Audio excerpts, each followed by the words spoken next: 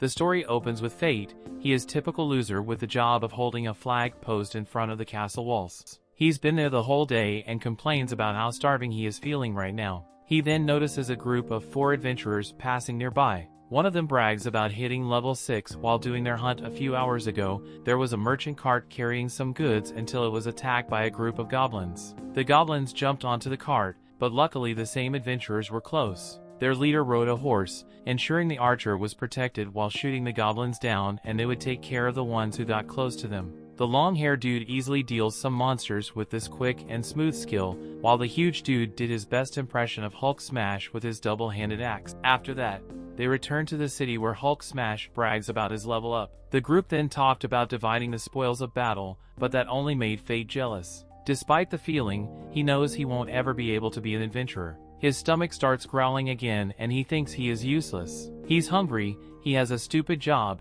and his unique skill is worthless. Let's be fair, his stats are all 1, and his skill is gluttony. Despite his complaints, he knows he should be grateful to even have a job. Later that day, the city is full of life. The other group is trying to get better weapons, until the announcement that the Holy Knights are coming through. The adventurers immediately hide themselves from the trio of Holy Knights. All the trio walks past, and Orange rolls over to the knight's boot. The merchant apologizes for it and tries to pick it up. However, the Holy Knight kicks the merchant away. The poor man tries to apologize again, but the Holy Knights start bullying him even more. They claim the merchant is insulting them and for that reason they should take his head. The poor man apologizes again, but the leader of the trio tells the other 2 to stop. Before leaving, he tells the merchant to not let the same thing happen again. The trio walks away, calling the old man lucky. The groups of adventurers were watching everything, but they find it hard to believe that Lady Roxy is a holy knight like them. We return to our useless Fate, who's still complaining about his hunger. Luckily,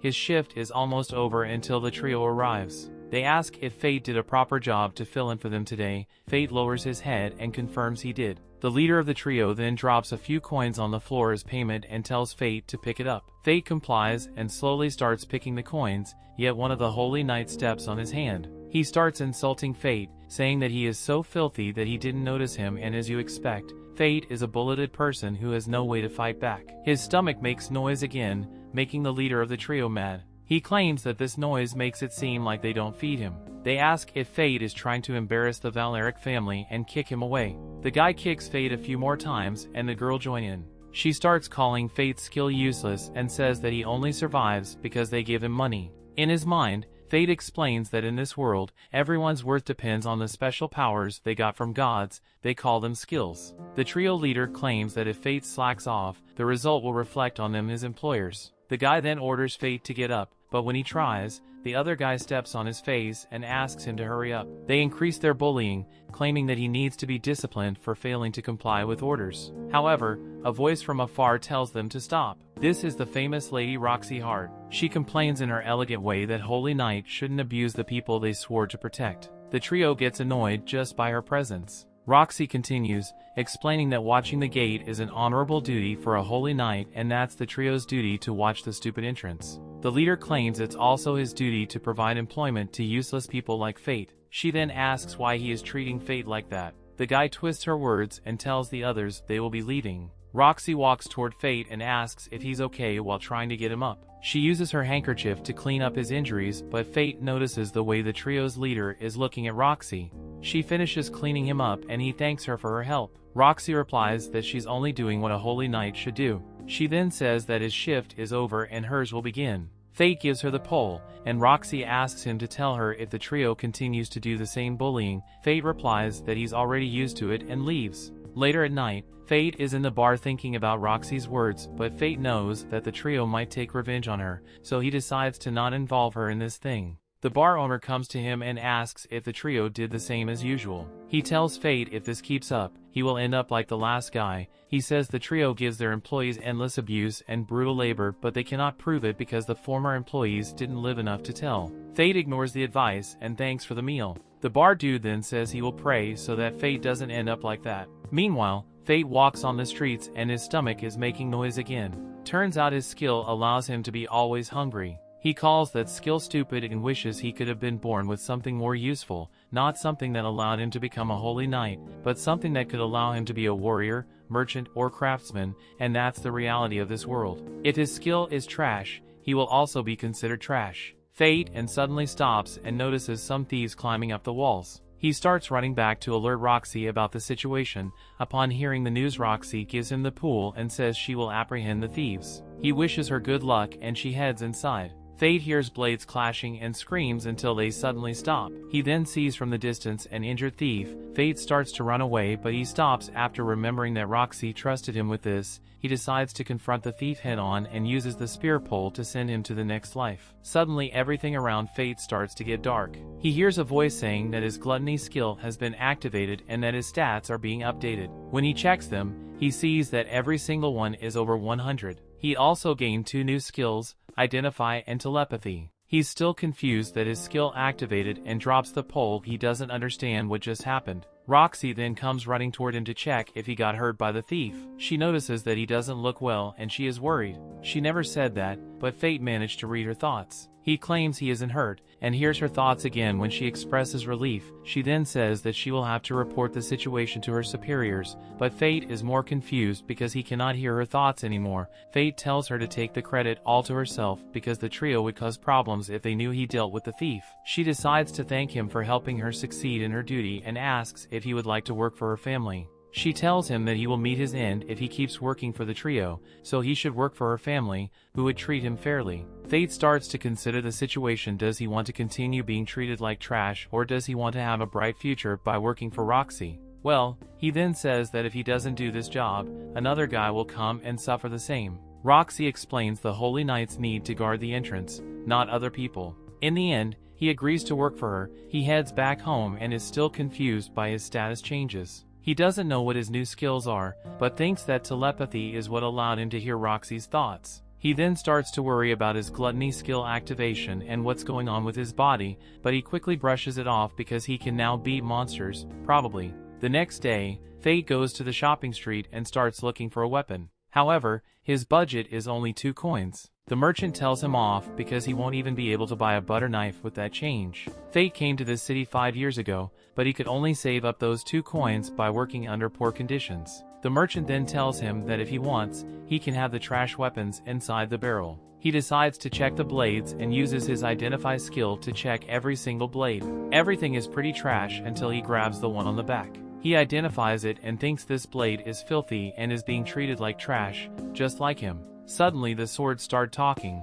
Fate starts to panic but tries to not make a scene. His skill allows him to know the name of the sword, Greed. The sword then tells him that if Fate buys it, the sword will make him stronger. The sword then calls him Gluttony. Fate is confused about how the sword knows. The sword explains they have a lot in common. Fate then makes his decision and buys the sword. Meanwhile, the trio is complaining because Roxy is trying to hire Fate without asking them. The girl wants to teach Roxy a lesson, but their leader couldn't care less. After all, there are more people who need a trashy job. The girl continues to complain about Roxy, but the guy explains that Roxy's family and theirs are part of the great 5 families that support the kingdom, so acting against her will raise some problems.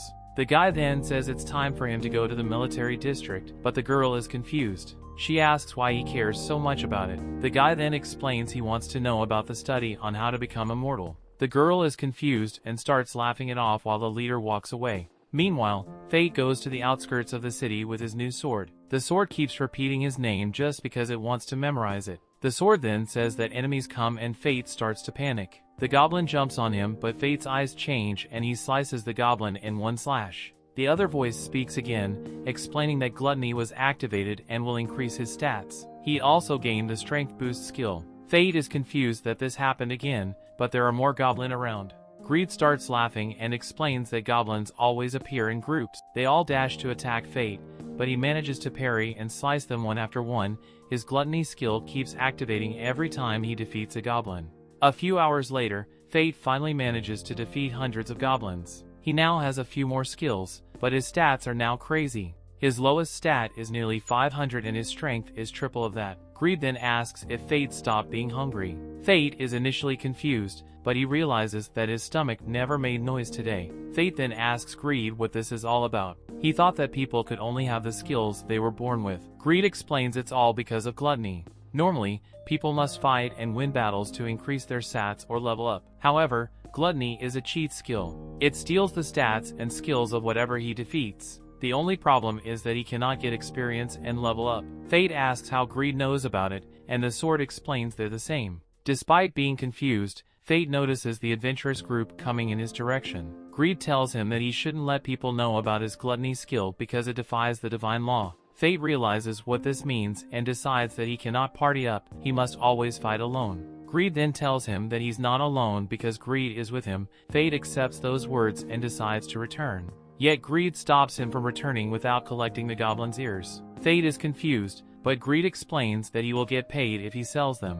Fate starts regretting killing so many goblins, but manages to do it and get paid. He managed to earn 3 silver and 80 bronze coins and decided to get some meat for dinner. Greed stops him, telling him to do maintenance on him first. Fate still decides to get dinner first, but he bumps into a shady guy coming from a dark alley. There's a little girl with the shady guy. She touches Fate and he hears her voice begging for his help. He sees her eyes shaking in fear and the guy starts pulling the girl while walking away. Fate then uses his skill to identify the shady guy's skills, however, it quickly disappears. Greed explains the guy has a conceal ability which hides everything from identify. Greed asks what Fate will do, and he reveals that he will save the girl. The girl ends up in a warehouse, chained against the wall. The guy starts mocking her, telling that she will become a toy for the Holy Knights. Fate is watching closely, but Greed stops him from moving. Greed explains the guy is stronger than him and that he should turn away, but Fate wants to help anyone he sees suffering in front of him, especially because he now has the power to do it. The story continues. We then see an orphanage.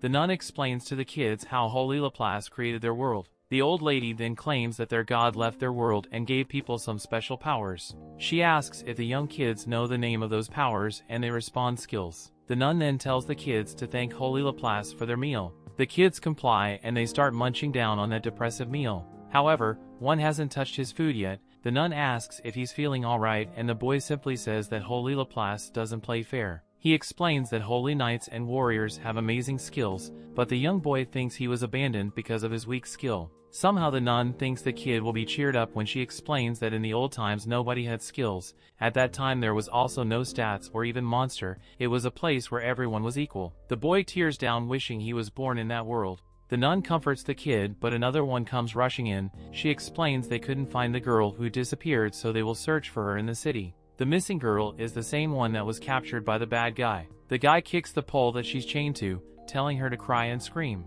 He claims she will become a toy of the Holy Knights, but the girl still doesn't make any noise. The guy stops and starts walking away, giving the girl a chance to sob. She then hears some footsteps, but it's Fate telling her she will be alright. He frees her from the chains and tells her to hurry up and escape. However, the other guy has returned. The guy explains he sometimes runs into guys like Fate, pathetic useless dudes who think there's some sort of hero of justice. Fate simply smiles at the girl and pulls out Greed to fight the bad guy. The guy mocks Fate, asking if he will be able to fight while protecting the girl. He starts getting closer and the girl ends up holding onto Fate's shirt in fear. Fate thinks he needs to get her to safety, but he doesn't know where. Greed has an idea and tells Fate to back away because the other guy thinks Fate is weaker than himself. Therefore Greed wants Fate to take advantage of the guy's confidence. Fate follows the instructions and starts running away with the girl. The guy slowly follows them and tells he will kill Fate if he knocks the boxes. He then tries to make Fate angry, explaining the girl will become obedient when she sees Fate's body out of soul. Fate manages to reach the endpoint and Greed tells him it's now the time to attack. Fate then knocks the boxes where the other guy is passing by and uses them to jump and attack him.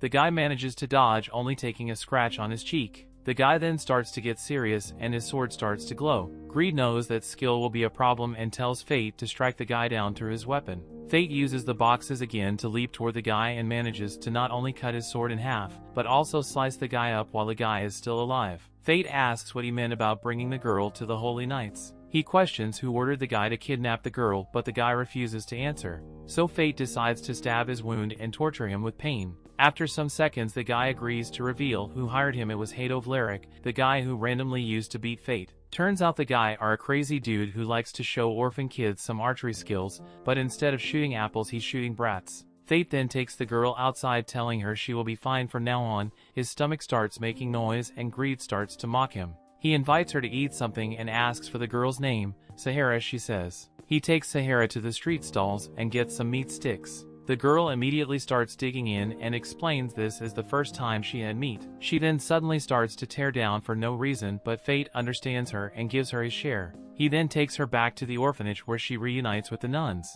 They thank Fate for helping Sahara, but he becomes confused. They ask if everything is alright, but he simply replies that nobody has ever thanked him before because he has a trash skill. The girl is confused and asks about it. Fate explains his skill simply makes him hungry. He then gets closer and tries to encourage Sahara. He tells her that no matter how hard things get, if she can laugh them off, she will end up finding happiness someday or not. Those are the same words his father told him when he was still a kid. He didn't understand them at that time, but they helped him over the years. He then walks away and Greed explains that not only his stats increased, but he also got the one-handed sword technique. He congratulates Fate for his new skill, but Fate is confused. Greed explains this is a technical skill that allows him to get tech arts. They're literally secret techniques. In this case, he can attack twice at the same time. Fate is initially impressed, but he then realizes that if the guy managed to hit the skill, he would be sliced into 3 right now. Fate complains to Greed that he should have warned him before, but Greed simply calls Fate a hero who was trying to save a girl. Fate says he's not a hero and reveals he won't have dealt with the guy if he knew about his skill. Greed then explains that battles come down to luck of the moment, so the stronger person doesn't always win. Fate then makes up his new goal to become strong enough and avoid winning without getting lucky. Greed then asks about tomorrow, since it will be Fate's first day working for the Hearts. Fate confirms, and Greed asks if he's going to show up looking like a plan. This reminds Fate that he forgot to buy a new clothes. Meanwhile, in a bar there's an old man revealing the news that Sir Mason was struck down by a divine dragon in Galia. The barman asks what will happen to the Hart family, and the old man replies that Roxy will succeed, and the main problem is that Sir Mason was keeping the Holy Knights in check, if you can call it that, and the old man isn't sure she can keep them in line. The barman replies the Valeric siblings are pretty trash and he'd rather talk about something more pleasing. The old man then asks about Fate, and the barman replies he used to drop by every day after work. The next day, Fate arrives at the Holy Knight district looking fresh. Upon getting close, he realizes Roxy lives in a huge mansion. He ends up meeting her by the fountain and she smiles, explaining she was waiting for him. However, Fate doesn't reply he's smitten by her beauty. He tells her she's pretty and she gets shy. She then takes him inside on a tour and her first stop is in front of a grave. Turns out this is her father and she's introducing Fate to him. Fate is initially confused. She explains it happened 5 days ago when he met a divine dragon. Fate remembers about Galia. It's a continent dominated by monsters, and one of the Holy Knight's duties is to keep those monsters contained. She explains that it was her family's duty to contain the monsters this year. Despite being a dangerous task, it shouldn't be deadly. Still, a divine dragon that had been missing for 1,000 years suddenly appeared and her father went to another world. Fate realizes that she's been suffering for the past couple of days, but she still looked out for him. He starts to feel sad, but she tells him not to. She's the new family leader and says they will work together to make it a joyful place. Fate accepts her words and almost shakes her hand, but he realizes that it will activate telepathy, so he points to somewhere else. Luckily, the maid chef Haru appears in that same place. Roxy introduces the two to each other and she immediately starts threatening Fate, telling him to behave like a proper servant, but first they must have lunch. Fate starts devouring some meat and acting like a guy who only once in his life. Haru, of course, gets annoyed because that's not how a proper servant should behave. Turns out Fate is later tasked with trimming the bushes every day. You must keep them tidy and clean for a whole week. The other servants mentioned he should take some breaks and not overwork, but they also mentioned they always thought Fate was a weirdo because he talks to his sword, plus he behaves like a maniac when he eats meat. Fate only answers the meat part, explaining the last time he ate it was 5 years ago. The old servants started laughing it off until Fate's stomach starts making noise. They tell him they just for lunch and ask if he did eat. Haru then appears explaining that Roxy wants to see him. He follows Haru but finds it weird about his stomach situation. Haru takes him to another part of the garden where he meets Roxy. She gives him some tea and asks how he's been adapting to his job, but Fate is only thinking about his stomach. He's feeling even hungrier every second. Roxy literally shouts Fate several times until he returns to reality. That was the same name his father used to call him. He explained it to her and she asked about him. He reveals that his father died in a monster hunt. He asks her why she called him Faye, but she simply calls it a nickname for Fate, and since he's been working for her, he's literally family. The guy misunderstands the whole thing, like a teenager who just saw a girl smile at him. Suddenly he starts to feel dizzy and collapses. He wakes up in his room at night and reads a note. It's from Roxy asking him to take a day off and rest. Fate decides to ask Greed why he's feeling hungrier and the reason why he collapsed. Greed is surprised that Fate is only asking about that right now. He's been feeling hungrier for quite some time, but he's been able to control it until today. Greed explains that once the gluttony skill gets a taste of souls, it cannot be stopped. Fate is confused, but Greed explains the more he devours, the stronger he will get, but that will also make him want to devour more and more. By activating his skill, he will be destined to hunt and devour souls until his last day alive. Fate asks what will happen if he doesn't. Greed explains there are only two possibilities. He will either starve to death or he will lose control and go on a rampage, putting everyone in danger. Fate is shocked because that will make him a monster. Greed then gives him some advice. When Fate's hunger approaches its limits, it will be visible in his eyes. Fate then checks his reflection in a mirror and finds out he has a sharing and from wish. Without any option, Fate decides to head out of the city at night to hunt. He notices that for some reason all the warriors around smell delicious. Greed explains that it's because of his hunger boost being activated. He also explains that's the reason Fate's eyes are red and that it's a power that makes his gluttony skill more effective. With this, he will have better night vision, be able to track his prey by scent while also terrifying and paralyzing weaker prey. Fate finally manages to find a group of goblins and notices that his skill made them stop moving. He slices through the goblins with ease and smiles like a maniac. However, small goblins aren't enough to satisfy him. Greed tells him to head over to the hobgoblin forests. He follows those instructions and he meets some hobgoblins. He starts slicing them up, but it's never enough to free him from his hunger. After a huge hunt, he finally manages to stop feeling hungry. He doesn't want to feel like this again. Greed tells him that he must hunt monsters from time to time. Suddenly, the ground starts shaking. Fate hides and notices a huge monster carrying a human in hand. Greed explains this is a goblin king.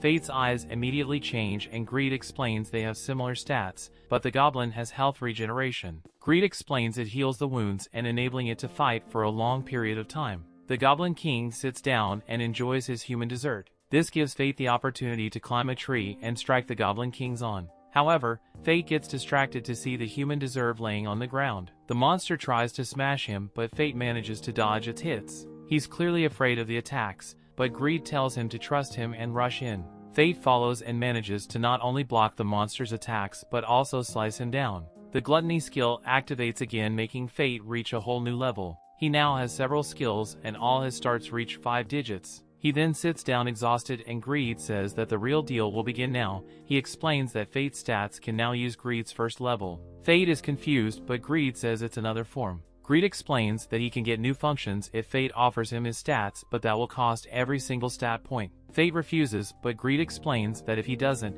he won't be able to use him anymore. He then says that Fate can either be strong by himself or he can make him Greed strong and they work together. Fate decides to accept the deal and gives him his stats. Greed then starts transforming into a magic bow. He just needs to draw the bow and the arrow will appear. Fate decides to test it and turns out the arrow can track the target, easily defeating a goblin that was nearby. He then decides to take the goblin king's ears and drops them at Sahara's orphanage. He hopes the nuns will be able to feed the kids for a while. The story continues the next day with Roxy trying to sneak out of the house. Fate doesn't recognize her and tells her to stop moving. Thinking she is a thief, she gets a jump scare and turns around. Fate apologizes for scaring her, mentioning she looks different than usual. He asks if she is heading to the castle, but she simply replies that she will go into town on a secret inspection. She tells Fate to not tell anyone, especially Haru, who will scold her for dressing that way. Fate promises to keep it a secret and tries to return to work. Roxy then decides to make it a date in her head. She tells him that Fate will escort her during the inspection. The two head off, but Roxy seems to be having too much fun. He tells her to slow down, but she tells him to stop calling her Roxy, otherwise people will notice her. She then asks him to call her Lexi. Greed is making fun of Fate, who tells the sword to shut up. Roxy thinks those words were for her and apologizes for being annoying. He tries to dodge a bullet and she feels relieved, explaining she's happy to hang out with him. Greed mocks their romantic moment, but Fate is tired of it and tries to throw it away, but Roxy stops him, telling him he cannot treat his weapon that way. She then realizes that she never took a look at his sword before. Fate realizes he's a big problem because someone with a worthless skill like him shouldn't have a sword, plus he cannot tell anyone about his gluttony skill. He ends up dropping the sword and Roxy picks it up. After taking a quick look, Roxy says that Greed needs some maintenance and promises to take him to her family's blacksmith. They then continue walking and Fate tells Greed that he will finally be polished. The Greed doesn't reply. He tries to check what's going on, but Greed is simply taking his moment after being touched by Roxy. He then mentions that Roxy smells nice, making Fate want to throw him away. However, Roxy tells him to hurry up. They leave the alleyway and step into the city streets. It's filled with life merchants and all kinds of people. Roxy sees some good-looking grapes and stops. The merchant proudly explains those are from the Hart family vineyard. She wants to have a taste, and the merchant gives her 2. Fate tastes one and finds it quite delicious. Roxy ends up spilling the beans, mentioning that it was cultivated at home. The merchant gets confused by her statement. Fate realizes she might be discovered, but greed gives him an idea. Fate steps in, explaining to the merchant that one of her relatives works for the Hart family. The merchant gets convinced and walks away. She thanks him for saving her, but everyone's attention is drawn to something else. The holy nights are coming. The entire mood of the city vanishes away. Everyone goes silent and tries to look away. They're worried, not knowing what the holy night is doing here. They all think the low-rank holy knights have been abusing their power ever since Roxy's father passed away. Yet Fate's stomach makes noise when the guy is passing by. Greed makes fun of it, but the holy knight gets offended. He asks who made that noise and gets near Fate. Fate gets on his knees and tries to apologize, but the holy knight says he can't hear him. The knight is about to kick Fate's head, but Roxy intervenes. She explains Fate already apologized, but the brainless dude now starts picking on Roxy. He wonders who's this girl who's trying to talk back to a holy knight, but when he looks at her, he almost recognizes her. Everyone around then asks if that's not Roxy from the Hart family. Fate gets worried everyone will find the truth, but greed gives him a plan to pretend they're lovers. Fate is so shocked that he repeats it out loud. Roxy hears it and thinks it's a great idea. She helps Fate get up and tries to play it up. She says that she prepared breakfast for him, but he didn't need it. Fate tries to play it out, and they end up having their improvised romantic moment, to the point where even greed thinks this is becoming quite awkward. Roxy is quite enjoying it and apologizes to the knight before walking away. Everyone then starts thinking they cannot be Roxy Hart because holy knights cannot cook at all. The citizens disperse away and Roxy drags Fate into an alleyway. She then thinks that she never linked arms with a boy before, but guess what? Fate can hear her thoughts. He hears that her heart is having quite a race and apologizes while distancing himself. She lies, saying that she's used to it, and starts happily walking away. Fate gets down, thinking it might be tough for him to escort Roxy. He notices that she stopped by a stall and sees her looking at a red gem. She explains that she's interested in them because she's a girl. She then notices some sort of rocks and asks the merchant if those are also gems. The merchant explains that it can have a gem inside or not. It's a try your luck buy. The merchant reveals it costs 10 bronze coins per ore and asks if she wants to try it. Greed explains that Fate can easily find out the best ones using his identify skill. Fate then tries to look at the rocks until he notices Roxy simply looking at a blue gem. He realizes that she seems like a normal girl instead of a holy knight. The merchant takes advantage of the moment, proposing a discount if Fate buys the gem to his girl. Fate gets shy and Roxy decides to simply walk away. He follows her and she asks if Fate has any warrior acquaintance. Fate asks about Minerva and Oliver, but Roxy explains she needs to talk to active warriors, not retired ones. He gets curious, but they're interrupted when they hear a conversation about the Goblin Massacre. Turns out people think it was a high-level monster who did it. Roxy then starts chasing the two guys who were talking about it. One of them thinks the monster theory is stupid because the Goblin King ears were donated to an orphanage. Roxy then interrupts the guys and asks about the details. She asks if they know anything about the roaming monster, but they don't, and walk away. She then asks Fate to take her to where the warriors gather. He then realizes that Roxy is investigating the wandering monster who appeared around the city in the last few days. You also know him by Fate. He takes her to the bar, and the barman, who thought Fate was dead, is surprised to see him alive. He introduces Roxy as his co-worker, but the barman starts picking him up, mentioning that he disappeared for a while and now brings his girl. Fate gets flustered and worried that Roxy will be offended. Greed even mentions that he could lose his head. Roxy reacts by destroying her cup, not because she's angry, but because that's what she wants to be clapped. They have a huge meal and the barman explains what he knows about the mysterious goblin wiper. He literally explains that a warrior found a pile of goblins with their ears still intact. Roxy is confused because everyone would take the ears off to sell them for money. Therefore, she thinks it's a wandering monster that has migrated from another region. The barman explains that will be bad for business. Making Fate confused, the barman goes into detail, saying that people must pass through the Goblin Plains if they want to do business in or out of the city. Therefore, people won't want to travel and it will destroy the city's economy. Fate starts realizing his mistake when an old man gets inside the bar. He thinks he's seeing a ghost because he also thought that Fate was dead. Turns out the old man also has some information.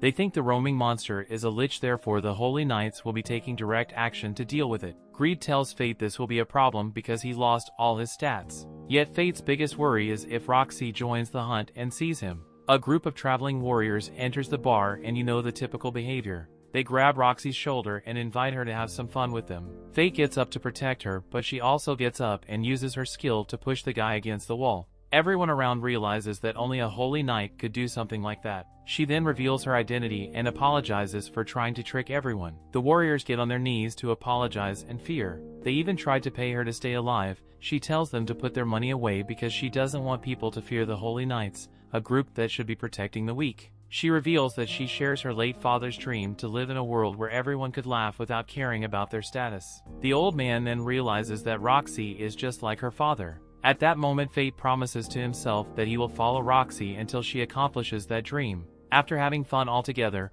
Roxy takes Fate to the blacksmith. Greed loves the polishing massage and explains he will cut even faster. Fate thanks her for helping him perform maintenance to Greed, but Roxy explains that he also helped her get more information about the wandering monster. Fate then gets curious and asks why she didn't know about the hunt. She explains that since her father passed away, the Valeric family is literally using the situation to deal with stuff without informing her. Suddenly they hear two voices and check the commotion. They notice that Hato is pulling a kid's arm and Roxy tells him to release the kid. The girl claims they're just taking a lost kid into their protection, but Roxy orders Fate to help the kid while doing it. The trio leader tries to talk to Fate, but our boy ignores him. Roxy then tells the trio she will be taking care of the kid and decides to question the leader. She asks why he didn't inform her about the wandering monster hunt. The guy tries to brush it off, saying he assumed she would be occupied thinking about her father. Roxy claims she's fine, but the guy just ignores her and walks away. Hodo the psycho tells both the kid and Fate they're trash before walking away.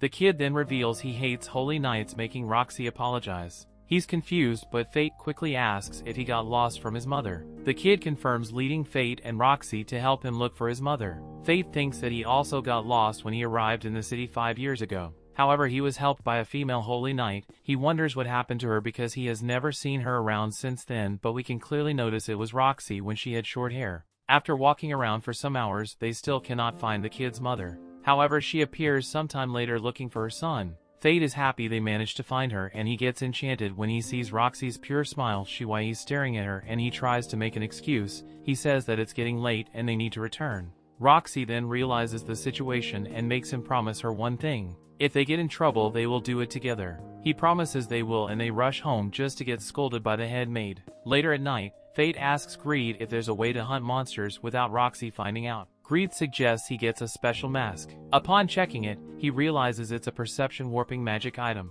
Greed explains that the mask will make him look different to whoever sees him. Fate thinks that's perfect and buys it at the same time. He also ends up buying an ore from the other merchant. He gives the ore to Roxy, who is a bit confused by it. He simply explains that she's literally helping him in every aspect of his life and asks her to open. She doesn't notice a huge blue gem inside. She promises to treasure in and asks if he wants a year's supply of meat as a reward or maybe a whetstone for sharpening Greed. You know Greed wants the whetstone, but Fate refuses both. Meanwhile, the Holy Knights are having a meeting without Roxy's consent, where the trio's leader claims they will discuss their excursion to Gallia. Story continues at night time. Several adventurers are out on the fields. They see the corpses of several goblins and think the monster has come around again. They are not happy they were not able to capture it. Meanwhile, Fate's standing over a pile of goblins with his new mask on. The adventurers see him and they run for their lives thinking he's the Lich. They call him Corpse. Greed tells him he likes his new name. He asks him if he isn't satisfied yet.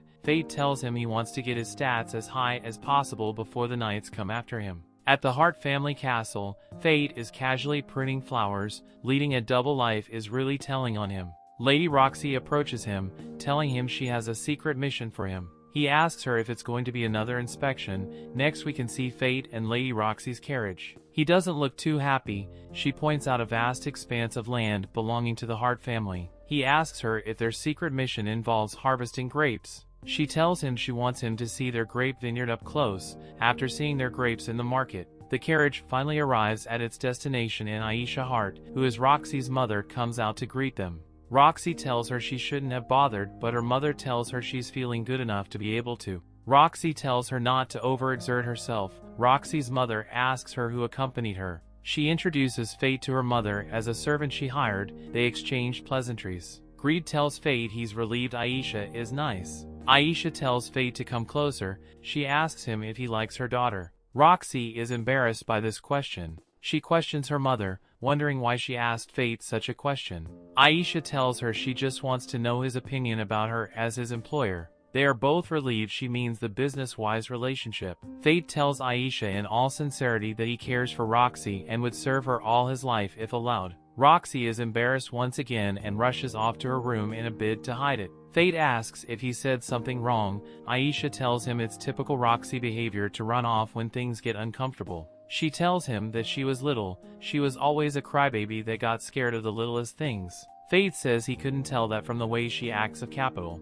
Aisha tells him she can't believe her daughter turned out to be a holy knight. She tells him she worries Roxy's pushing herself too hard now that she's the head after her father passed. Fate tells her Roxy is a good holy knight who performs her duty well and is loved by the people. Aisha is happy to hear this. Roxy goes into her room and switches on a music box while looking at pictures of herself when she was younger. This triggers a memory of her father training her. He teaches her proper stance and sword handling. He is so proud she became a magic knight at such a young age. She tells him she wants to be just like him and be able to laugh along with the people. He tells her she chose the right path as a member of the Hart family. She comes back to the present and telling a figurine of her father that she has yet to fulfill her promise. At the vineyard, Fate joins other servants to harvest grapes. One of the servants offers him a cup of freshly juiced grapes. Fate thanks him. He takes a sip and compliments its sweetness. The servant explains how the lords and servants have worked together to make the grapes have such great flavor. Fate asks if Sir Mason also had a hand in this. The servant tells him he heard the sad news of his passing.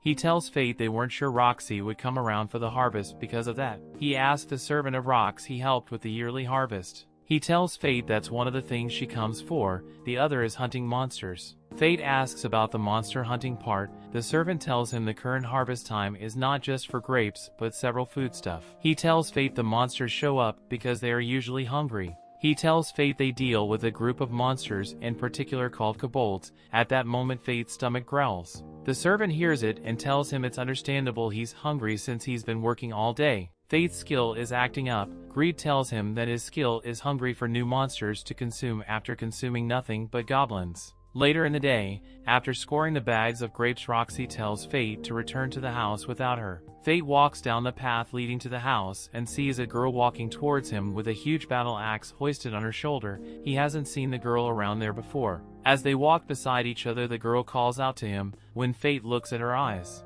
they look just like his. When he activates his skill, he tries to analyze her but can't get anything. She calls out to him again and he asks her what she wants. She tells him she came too early. Fate asks her what she means. She tells him she came for the kobolds, but he can have them. She tells him he owes her one when they meet in the future. As she walks away, Fate asks Greed if he knows who she was. Greed tells him he has no idea who she is. Fate tells Greed he's hiding something from him. Greed asks him why he thinks that. Fate tells him he's usually more talkative, but he's been quiet all through that day. Greed tells him he has nothing to hide. He says even in all his knowledge there are some things he doesn't know. Fate thinks he sounds too proud of being ignorant. At that point Roxy meets up with Fate. She gives him a bag to hold onto. She tells him she went to get some grapes for herself. She looks back at the strange girl, telling Fate she's a Gallian. Fate tells her Gallia was destroyed. She tells him that's what she heard as well. She goes into a history lesson. She tells him 4,000 years ago Gallia was a strong nation until a surge of monsters caused its collapse by eliminating all its citizens. Fate tells her apparently some citizens survived. She tells him she hasn't seen such a full-blooded Gallian before. She tells Fate they should both head to the house together. Fate tells her he knows about her monster hunt and asks her if she'll be okay. She tells him she won't be alone because some warriors will accompany her. She also tells him he shouldn't worry since she's a magic knight after all. She turns back to flex her muscles but drops her basket of grapes in the process. The next day, the vineyard is now a shadow of itself. The servants come to see completely cleared out by the monsters and they're not happy about this. Next, we see the monsters close to a stream. Fate, Roxy and some warriors are watching them behind the cover of some trees close to the stream. Fate asks Roxy if the monsters are kobolds. One of the soldiers notices monsters within a bash. He points everyone's attention to it as a giant kobold emerges. Both Fate and Roxy are surprised by the appearance of the monster. They'd never seen a kobold that huge before. Fate's mouth starts to water and he still yearns for some kobold dish. Greed tells him his mouth is watering because he's nearly out of time. Fate doesn't want to enter his starvation state while close to Roxy. He analyzes the monster to see its level and unique attributes. Greed tells him it's a crown beast. Fate doesn't know what that is. Greed tells him it's a monster born from the accumulation of aggression over a long time. He tells him it's nothing like the usual monsters and could be very difficult to deal with. They all retreat to come up with a plan. The soldiers and the villagers are scared and don't know what to do. Roxy assures them she'll slag the beast since she's a holy knight. She tells them she will dedicate her power to protect them all. While she reassures them, Greed tells Fate she can't handle the monster on her own because she's too young. Meanwhile, Roxy tells the soldiers to prepare for battle, but they tell her they'll need until the next day to be fully prepared. She tells them to do what they must. Greed asks Fate his next course of action. Fate thinks a level 50 monster is too much for him to handle at that moment. However, he thinks he can't just ignore all that's happening, and fast of all, he can't let any harm come to Roxy. Fate decides to take on the monsters all by himself. Fate goes back to the stream to find the kobolds there. The crowned beast has some kobolds warriors guarding it, with several junior kobolds moving with the pack as well. Greed asks Fate for his next course of action. Fate tells him he's going to fight like a glutton. He pulls him out and takes down several junior kobolds. He shoots at the crowned beast, but it uses one of its warriors to block the shot. The others try to protect the crowned beast, but Fate takes them down. After taking down all the kobolds and his gluttony skill absorbing their skills, he's not convinced he has enough to take down the crowned beast. He shoots at the crowned beast thinking he can bring him down, but it catches both his arrows. Both Greed and Fate are surprised he caught it. Greed tells Fate to get close to it and fight it with his sword form. Fate rushes in without thinking. The crowned beast releases a skill which Greed warns Fate about, but it's too late. Fate is hit by the skill, but he manages to heal himself. The crowned beast launches the skill again, which knocks Fate out. Greed tries to get him back on his feet, but he doesn't respond. The crowned beast tries to land the finishing blow, but it loses its arm in a split second. Fate is back on his feet.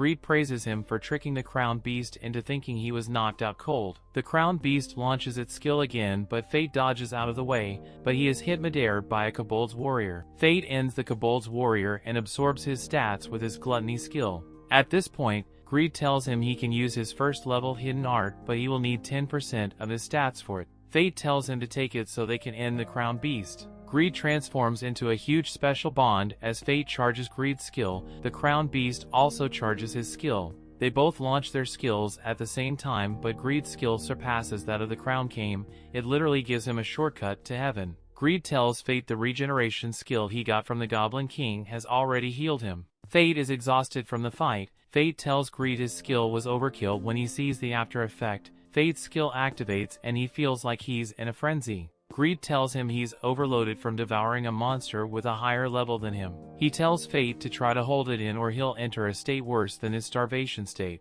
Fate falls to his knees and screams.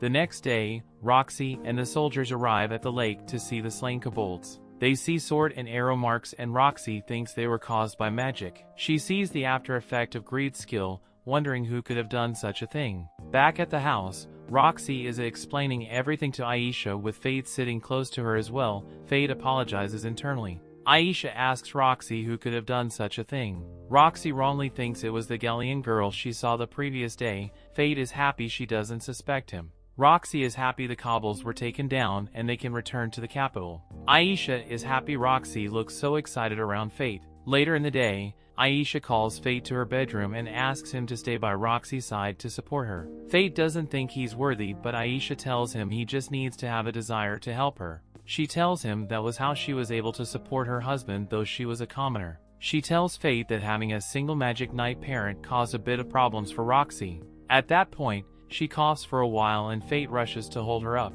She tells him her time is running out, which is why she wants him to look out for Roxy in her place. She begs him and tells him to take his time to think about it. Fate agrees. The next day, they leave the house and their carriage and head back to the capital. Fate thinks he's not worthy of the duty given to him by Aisha since he's deceiving the world by carrying the gluttony skill. At night, Fate slays more goblins, but he's still in his starvation state. He wonders why his hunger isn't satiated. Greed tells him goblins are not enough to do that anymore. Fate tells him there are no monsters other than goblins around there. Greed tells him he has to come up with something because time is running out. The next day, Fate is at the tavern with an eye patch over his right eye. He thinks he's not worthy to stand before Roxy. The door to the tavern opens and the bartender's friend comes in. He tells the bartender Hato is going to join the hunt for course. Fate surprised by this, the bartender tells his friend that Sir Hodo's way of getting some glory from completing an easy task. His friends tell him Sir Hodo is better off going for the Gallia expedition. The bartender tells him Sir Hodo only goes where it's safest for him. Fate is surprised there's another expedition so soon after Sir Mason's death. The bartender's friend tells him everything will be in place soon and he hopes things will work out well this time. Fate is shocked at the knight's house. Several knights are preparing to head off for the expedition, including Roxy and the trio knights. Before leaving, Roxy visits her father's grave and tells him all that's happened, asking him to watch over her. Fate advises her not to go because she might not return. She tells him she has decided to go and walks away. Greed tells Fate the Valeric's family arranged for the Gallia expedition because they have something against the Hart family. The trio knights are happy they'll be able to get rid of Roxy once and for all. Hato will be going for the Gallia expedition with the hopes of doing away with Roxy. The other two will be going to another city for research. Hodo thinks they're hiding something from him and wants and on what they will be going to do. Raphael just tells him to make sure he takes care of Roxy. Later at night, though Fate cannot disobey direct orders or protect Roxy, there is one thing he can do. He stands in the way of Hodo and his patrol. Hodo comes face to face with him, happy to have found corpse. Fate activates his skill. Story continues. Hato heads his very eager man attack first, but Fate is so much more powerful than they are now that they don't even look like they're moving to him. Fate and absolutely destroys these bums as Hato can only watch in shock. Fate turns to the leftovers with murderous intent and the rest of Hato's group run for their lives. Hato was clearly terrified but still talks a big game as he says that he won't let Corpse make a fool of him. He calls Corpse a monster and vows not to let him get away with what he has done. Fate then shockingly removes his mask to reveal his real identity, and Hato's stunned as he wonders how trash like him could be this powerful. Fate has no reason to explain a single thing, and Hato this is best to keep from winning himself. Hato composes himself a bit to remind Fate that he's the second son of the Valeric family, the great holy knight Hato Valeric. Unfortunately for him, Fate isn't the guy he used to bully, and Feta tells Hato show him his holy knight powers that he's so proud of. Fate checks his stats and explains that Hato has the holy sword technique, the special skill needed in order to become a holy knight. Fate wonders how someone like Hato ended up with it and asks Greed if he will be able to shatter a holy sword. Greed is confident he's way better than Hato's garbage sword and tells our boy to swing to his heart's content. The foolish Hato starts getting confident again out of nowhere as he calls Fate dumb for getting in the range of his sword. He uses an immense attack but is absolutely stunned when Fate ends up behind him. He desperately tries to attack Fate, but our boy just slices his sword in half like it's butter. Hato can't believe his holy sword was destroyed so easily, and that gives him back the other piece. Our boy is an absolute powerhouse now compared to the weakling he was before, and it is now the one telling Hato to pick something up off the ground. Hato is at a complete loss for words, as I'm sure he has swore himself, and Fate reminds him that he's a holy knight so he shouldn't want to run away so badly. Hato's chips over riddled with fear, so Fate calls him pathetic and forces him up. Fate plans to teach Hato a lesson and reminds him of when Hato once told him that defiant dogs need strict discipline. The horrified Hato knows what's coming and begs Fate to stop. Fate just ignores him and introduces his face to the side of a mountain. Fate thrashes this dude through the forest, leaving Hato almost unrecognizable, and Hato begs for him to stop. They can't believe that this guy could beg for mercy since he treats people like insects. If that wasn't bad enough, Fate's precious Roxy is now heading into danger because of filth like him. Hato makes another desperate attempt to beg for him to stop, but our boy is beyond angry at this point and sends his dude flying high in the air. Fate exchanges his stats again, so Greed transforms into the Big Bow and releases the devastating attack. It's never been more obvious how insanely powerful Fate is, as his attack has left this great holy knight without any limbs. Hato wonders why Fate would possibly leave him alive and now begs for him to just end his life. Fate has questions first, and Hato already knows he wants to know about Roxy. He reveals that Roxy actually volunteered to go on the expedition to Gallia. She said that if her life could save even a single citizen of the kingdom, then it would be worth it. I guess Hato thought it over and decided that life without limbs wouldn't be so bad, because he now begs Fate to spare his life. He promises to get Roxy Gallia expedition cancelled until his Fate not to do something stupid. Fate prepares, sends him to Afterlife, and Hato pikes the absolute worst thing to say, as he tells Fate that getting revenge Roxy's sake would be a big mistake. Fate tells him to shut up and declares that he is doing this for himself. He punches his blade straight through Hato's chest and says that it is his revenge. Fate Gluttony skill activates and he receives the skill Holy Sword technique. Greed points out that this technically makes Fate a holy knight now, but Fate knows that the capital would never accept that and angrily states that he would want to be one anyway. Greed explains that Fate can access his second level, so Fate accepts because the idea of Hato's stats being inside him makes him want to puke. Greed transforms again and reveals that he can now become a great scythe. It doesn't just look cool, the curse embedded in the blade can cut through anything. This is great and all, but our simple wishes that it could cut short Roxy's trip to Gallia. Elsewhere, Roxy prepares for the expedition and puts the gem Fate gave her around her neck. Fate can't do anything about her leaving and can only watch with the background characters. Roxy tries to tell everyone not to be so sad and explains that 3 years will be over in no time. Roxy makes her way to Fate where he tries to tell her how he feels. However, he stops when he reminds himself that he is a monster and he is no good for her. Roxy knows they will see each other again and the two say their goodbyes. Afterwards, Hor gives Fate the recommendation letter that Roxy left him. As long as Fate is employed at a lord's manor, then the Valerics won't be able to hurt him. Fate realizes that Roxy worried about him till the very end, but he decides that he will reject the letter. Of course Haru's shocked, so Fate explains that he's going to make his way as a warrior from now on. That night though we find out the truth. Fate tells Greed that if you can't stop Lady Roxy from going to Gallia, then he will at the very least support her fate. Begins his journey to Gallia, and we see that girl is watching him as she says that things are shaping up nicely. Sometime later, Roxy gives a speech to all the troops joining the expedition. She states that they will all need to do their best to destroy the divine dragon that has awoken after a millennium of silence. After that, Roxy is glad to see that a girl named Miria and a guy named Mugan will be joining as well. Miria points out how this guy is just another reckless oddball looking for a chance to test their strength against a dragon. This muscled up dude can't deny that, and Roxy calms them down. Mugan explains that he actually volunteered because of Roxy's father and he just wants to avenge him. Roxy wonders if his family is against him going to Gallia, but he explains that his daughter named Rain couldn't care less and just wanted him to bring back some Gallian relics. The two began bickering again and Roxy has a good laugh as they're all becoming friends. Elsewhere, we find that Mugan's daughter Lane is a researcher and she's in a lab filled with goblin body parts. She is told that certain ones come from the attacks by the lich called Corpse, and it is pointed out that the arrow wounds aren't normal at all. She discovers that they are the magic arrows of the Black Sword, one of the weapons of mortal sin. The weapons of mortal sin are made of a material that can manipulate magic power at a high level. Not much else is known about these weapons, but Lane is certain that if they can control magic power, then they would expand the possibility spectrum for skills. The wielder would be extremely dangerous, but she would very much like to see one of these weapons. Fate arrives at Tetra, the hub for shipping headed towards the royal capital, a city of merchants where the best goods in the south are gathered. Greed is surprised to hear that Fate has been there before. Fate just says that he simply passed through, but a memory shows him getting hit by stones. Fate is then told that the carriage won't be leaving for Gallia till the next day, and as he leaves, Greed makes another one of his smart aleck comments about Roxy. Fate tells him to shut up and has to apologize to the carriage guy when he thinks he was talking to him. Fate decides to go eat some meat, and we see that some guy is asking a group of warriors for their help. The money he is offering for their help isn't enough, so these jerks bully the poor guy. Fate arrives to easily wipe the floor with these guys, and chuckling greets his old friend Set. A look into the past shows that Fate used to live there, and his constant stomach growling would always get him beat up. We also see that it was very close to his father, who was a warrior. However, Father's father would eventually die. The other villagers pointed out that Fate's father named Dean had the spirit technique skill, so the village chief kept him around. However, Fate's skill was useless, so no one was willing to take care of him. These cold-hearted decided that it would be best to just run him out of the village, while calling him worthless garbage.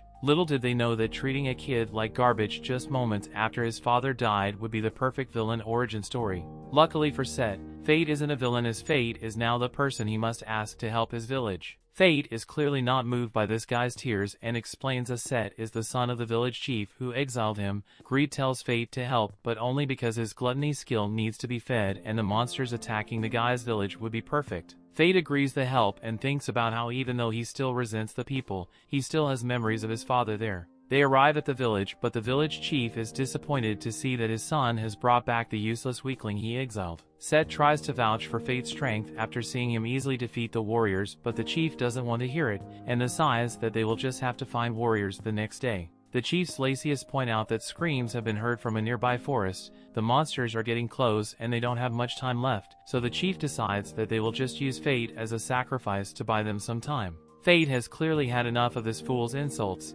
but Set begs him to calm down. At Set's house, Fate learns Set's wife was ended by the monsters. Set regrets growing up thinking that his father was always right and explained that he only started to get his act together when his daughter was born. Set then explains that the monsters first showed up about a month ago. The witnesses say that there's more than one and they can apparently fly. They're nothing like the monsters the village has had to deal with before, so that is why they decided to hire some warriors. Just then Fate sums across Loudly and Psychos to get him some food. Fate asks Greed if he has any idea what they're dealing with and he assumes that they're most likely gargoyles. They are sort of clever, so they start by doing probing attacks to see how humans react, and when the time is right, the entire pack attacks and a swarm. Set's daughter introduces herself and gives Fate a piece of candy to settle his stomach. They decide to play for a bit, and this could shows that she might be the final boss as she easily beats her boy in arm wrestling. Fate then begins to eat the food Set brought him but is shocked when he suddenly feels tired and faints. Sat is surprised as well, and the little girl explains that she just gave him some candy that her grandpa gave her. This silly little kid has no clue what she just did, and Sat begins to realize that his father was really serious about sacrificing Fate. Greed uses all this information to deduce that the candy was poisoned and such as to wake Fate up. There is no time for that though,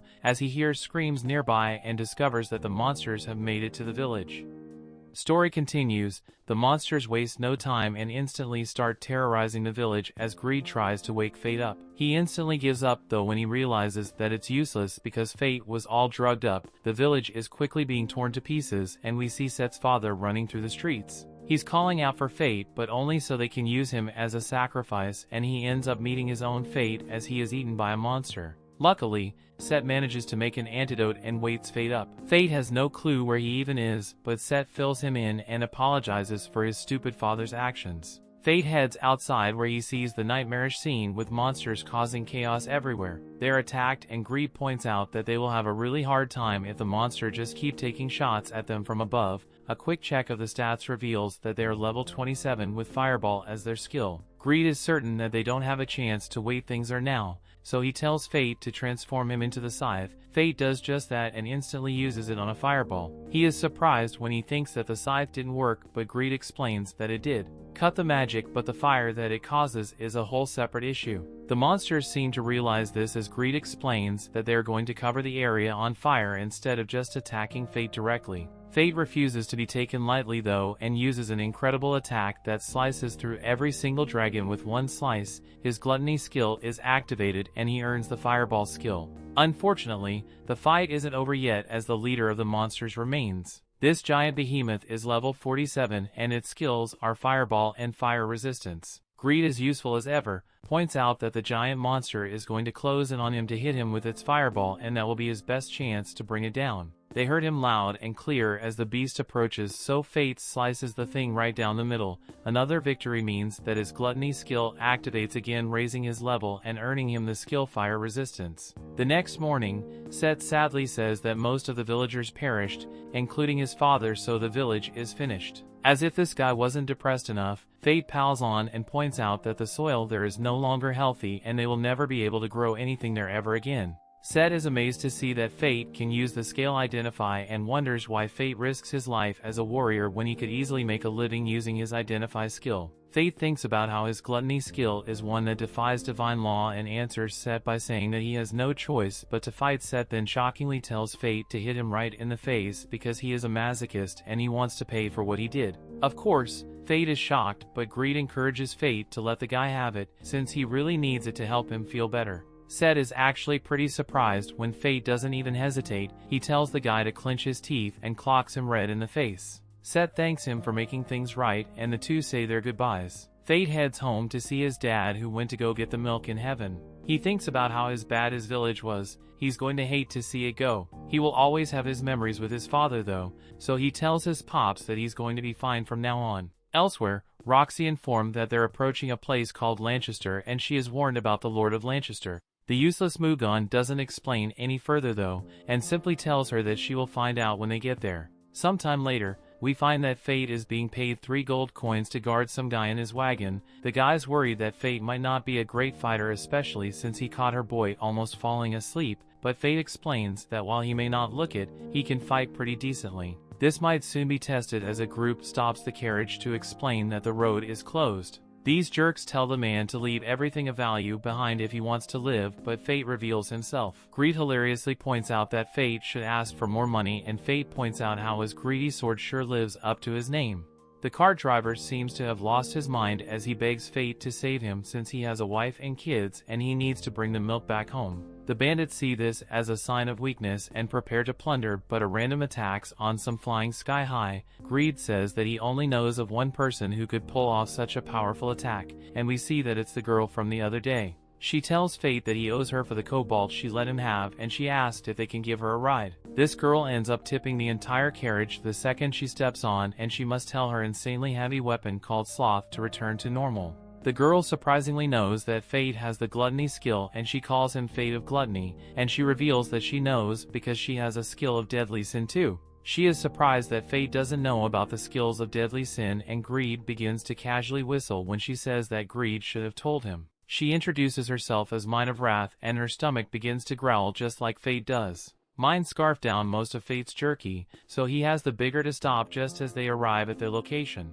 In town, a guy rescues a girl from some terrifying beasts, and he introduces himself as Rudolph, the Lord of Lancaster. The driver points out that it seems like Rudolph is preparing to welcome the expedition to Gallia, and Fate is shocked since that means Roxy is coming. Greed has a gut-busting laugh as he points out how Fate was desperately chasing after her and he ended up passing her by. The driver pays up, but Mine takes some money, pointing out that she was the one that rescued him. The boys decide to find a place to stay first, but Mine is exhausted and falls asleep right there. Fate ends up having to carry her, and Greed explains that she isn't much of a morning person. Fate wonders how Greed knows so much about her, but Greed pretends to be a non-talking sword again, and as he goes completely silent. People are pretty nice in this town apparently, as some random dudes greet Fate, but he notices a strange mark on the back of their necks. Fate is then told he can't enter a part of town unless he is a citizen, and he notices that the guards have a different mark than the others. Some other people have different marks as well, so Greed assumes that it's most likely different social classes. The people don't even seem to mind, so we determine that the citizens must really love Rudolph. Elsewhere, we find that Rudolph is pretty ruthless as he punishes a couple people for not behaving the way he wants. The whole point of them acting so polite is to demonstrate the superiority of the Lancaster family to the Hart family. This guy is out of his mind as he slices one of these people up, and he punishes the other for running off during a monster hunt. The guards realize that he has done 2 executions on the same day, so his behavior is getting worse. Our group finds a place to stay, and Greed finally reveals that Mine is an old acquaintance that he just keeps running into, and the same goes for her weapon Sloth. Sloth is a weapon just like Greed, a weapon of mortal sin. Greed thinks Fate is ready, so he explains what the skills of deadly sin are: pride, envy, lust, sloth, greed, wrath, and gluttony. These skills were born by defying the laws put forth by the divine. That is why they are called the skills of deadly sin and weapons of mortal sin. Among them, gluttony is particularly sinful for having the potential to disrupt the limits of the divine system of leveling. Fate thinks about how once gluttony tastes souls,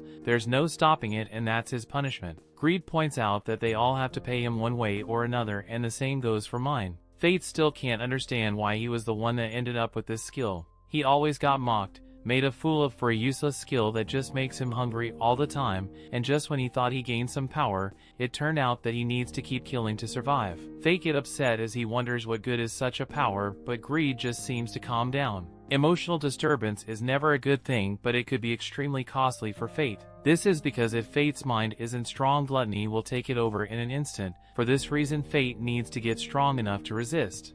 Greed reveals that the trick is to sustain a state of near starvation, so Fate instantly wants to go practice. To do this, they head outside. Greed tells them not to satisfy gluttony all at once, and the goal is to get his fill slowly. Their prey this time as a sandman, so Greed has Fate cast the fireball spell before he fires his arrow. This arrow does insane amounts of damage as the giant monster is instantly evaporated. Fate's gluttony skill consumes the monster's soul, but like always, it begins to desperately crave more. More Sandmen appear, causing Fate's hunger to grow so much that it causes them physical pain, but Greed reminds him to hang in there. Fate can barely fight back the urge to devour more souls, and he realizes that he has a long night ahead of him. Back at the end, Mine wakes up starving and finds a poster that states that whoever defeats the sand golem will be rewarded. A mysterious man explains that not even Sir Rudolph can slay the sand golem, but if it isn't defeated, only death awaits.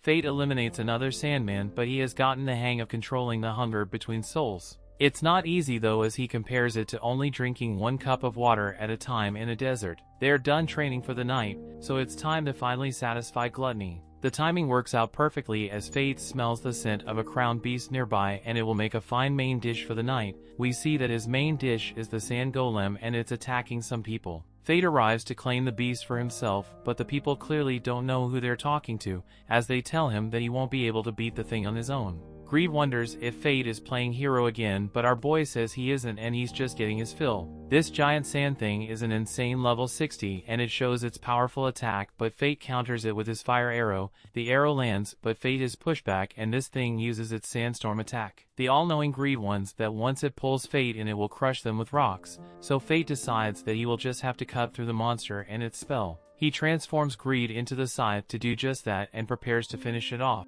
The monster's chorus escapes into the sand, so Fate switches to the big bow. Greed explains that he will need 20% of Fate's stats this time to get to the core, so Fate agrees and throws some fire on top of all that as well. This new attack is so powerful that it not only destroys the core but it erupts from the surface, and Fate Gluttony Scale steals the sandstorm attack. The people he rescued are amazed by the performance, as they have never seen anyone with such power, but point out that Fate is a bit shady looking. They introduce themselves and Fate just goes with his given nickname to introduce himself as Corpse. The group is surprised to see that Fate hardly has any equipment, so he asked Greed if he should get some. Greed points out that Fate doesn't need it at all. He has the ability to steal enemy skills and increase his own stats. Normal people can't do that, so they're the ones that need equipment. The next morning, Mine prepares to hunt the sand golem and becomes furious when they reveals that he already took it down. Fate goes to collect the reward, but Mine thinks he is lame for wearing a mask. Fate explains that he defeated the beast as Corpse, so he had to collect the reward as Corpse too. Just then Rudolph arrives to greet the man who defeated the sand golem. He says that Corpse will be serving him from now on and he has no right to refuse. Fate is a bit confused, but the guy says that he has no choice, since when the Holy Knight makes a decision others must simply obey. Mine isn't having any of it though and explains that Corpse was hers first. Rudolph disrespects this girl and tells her to go home to her mommy, but Mine teaches him a lesson by sending him out a brand new exit in the building. Fate instantly realizes that this will be a huge problem for them and decides that they need to get out of town while they have a chance. The story continues. While on their way, Fate asks if Mine isn't actually gluttony because she's always hungry, but she simply replies that anger burns lots of calories. Fate then mentions that despite eating a lot, Mine doesn't grow at all, but that only angers her and she increases the weight of her weapon. In the end, that ends up breaking the carriage wheel and they're forced to make a stop. Fate apologizes for what happened, but he then notices Mine is missing. He notices a village nearby. Realizing she must have gone there, he chases her, noticing how peaceful the village is. Greed explains the village is near Gallia, which usually has active monsters around, so he concludes there must be someone strong who protects this village.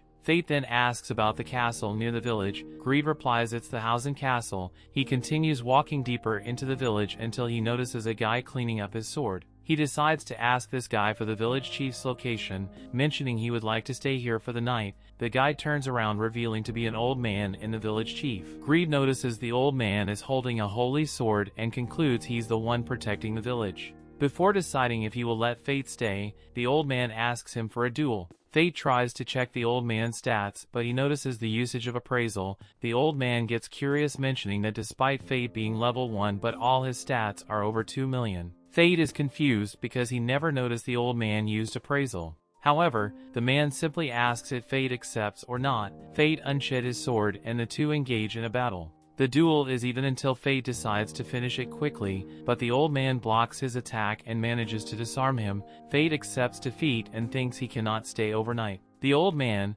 however, simply mentions this is destiny and allows him to stay. Fate is confused, but the old man has a condition. Fate must take some lessons from him, but the old man doesn't mention why. Greed and Fate think this is pretty suspicious. The old man, however, starts mentioning everything Fate is bad at. He doesn't know how to counter appraisal, nor how to use his skills in a proper way. He simply claims that Fate's body isn't still used to his power. Despite being able to beat monsters, he won't be able to beat people who attack him. The old man mentions Fate could learn a lot from him, but Greed still thinks this is pretty suspicious. However, Fate knows how rare it is for a holy knight to teach someone in person. He accepts the deal and introduces himself. The old man introduces himself as Aaron Barbados. Mine suddenly appears and Aaron can tell she's a skilled warrior just by looking at her. Fate is ready for his training except that it is hand-to-hand combat. Aaron explains this is the best method to control all the stats Fate has. Aaron says that warriors who suddenly get stronger have problems controlling their power. Fate considers him a smart man and gets ready to start. Aaron starts by correcting Fate's posture. He then teaches Fate how to hit and how much force to use. He demonstrates how it's done, surprising Fate with his speed, and Aaron mentions it's all about how he controls his own body. If he cannot control his movements will be weak and slow. Fate gets motivated with the lesson and they continue their lesson. Despite all tries, he still cannot land a hit on Aaron. Suddenly his gluttony starts acting up, making Aaron confused. He asks Fate why has his eye changed color. However, the skill starts taking over Fate's body and attacks Aaron. The old man manages to dodge, impressed that Fate improved in an instant. Aaron tries to be a bit more serious and attacks, but gluttony makes Fate watch the old man move and slow. He manages to avoid the combo attack, impressing Greed. Fate manages to move quickly despite his half-starvation mode. Later, Aaron tells Fate he will teach him how to fight in a real battle tomorrow. Fate agrees, but he suddenly smells some monsters coming from the castle. He wonders if there are monsters inside it, until he hears Aaron scream from his house. Fate rushes to his aid, but turns out Mine fell asleep after raiding Aaron's kitchen. Fate apologizes, but Aaron gets out to getting some food for them. While he does it, Fate finds a frame with Aaron's family picture. Greed mentions that Aaron's son looks a lot like Fate. He guessed that Aaron had a reason why he became the village chief and why he wanted to train him. The next day, Aaron gives Fate a stick and tells him to stop his sword. Fate is confused because it will break, but Aaron replies that Fate can do it because he trained with him.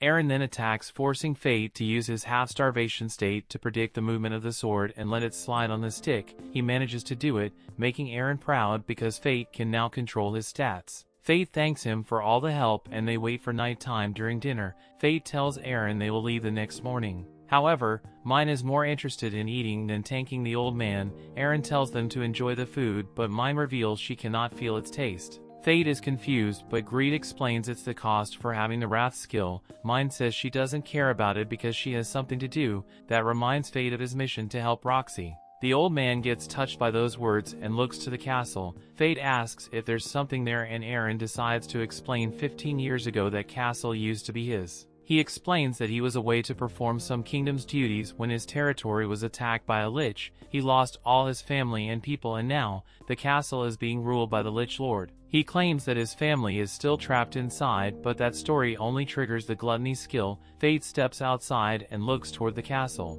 Aaron follows him, saying that if Fate goes to the castle he will go with him. He explains that he's still stuck in the past and he wants to break away from it.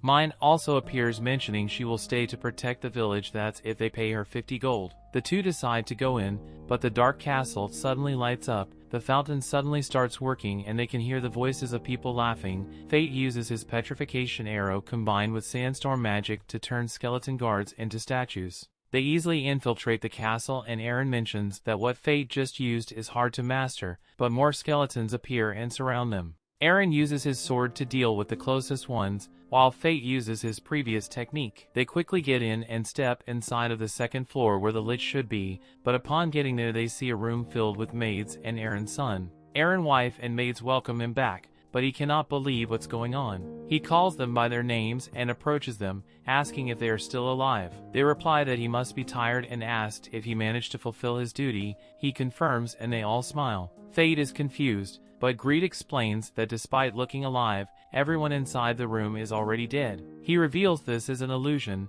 but Aaron doesn't seem to notice. Aaron's son asks if his dad bought something for him and the old man tries to take it off from his jacket. His son suddenly tries to stab him and pulls a knife to block him. The son then backs away, mentioning he's been protecting the castle in place of his father for years. The illusion tries to guilt-trip Armados into focusing on his work. When they were attacked, the illusions claim to still be alive and that Aaron wants to kill them, but Fate tells the old man that he will deal with the illusions. Fate wants to use Greed side mode to cut through the whole illusion skill, but Greed replies everyone will be also cut with. That means that everyone's souls will be consumed by gluttony and life forever in suffering. Fate hesitates because doesn't want them to have that destiny. Aaron then asks him to deal with Lich Lord while he deals with his own family. The old man duels with his son, impressed by how strong he has become. Meanwhile, follows the smell of monsters and finds himself in a hall. He easily finds the Lich and uses Green's bull mode to shoot it. However, the Lich is still up and kicking. Fate looks into his stats all over the 2 million mark. The Lich then attacks, but Fate decides to control his power just as Aaron has taught him. He follows up from a parry and destroys the Lich's hands. However, the monster doesn't give up and starts manipulating dead bodies. Fate hears the bodies asking to be saved, but he cannot attack them. He then looks behind and sees the bodies near him. Luckily, Aaron arrives in time and slices their tendons. He then sees the body of his late wife saying the same thing she did when they last saw each other. He remembers his family asking why he always had to take the most dangerous missions, but Aaron simply replied he was going to quickly deal with in return. Aaron realizes he wasn't quick enough, but now he must put them to rest. He uses his Grand Cost skill to purify the bodies and defeat the Lich, but the monster is still resisting. Fate looks around and sees the sword of Aaron's son. He picks it up, wanting to help the old man, and they cross their swords to activate the same skill. It's a lot more powerful and the Lich is defeated. Aaron retrieves his family's bodies,